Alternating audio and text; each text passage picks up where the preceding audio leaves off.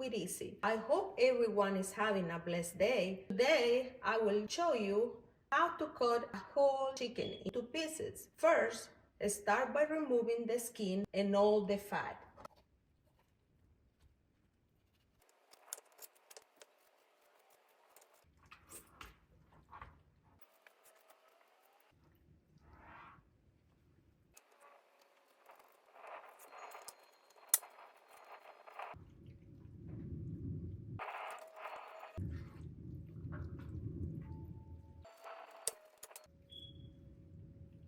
Then cut it into pieces, just like this. You find the joints and that's where you cut.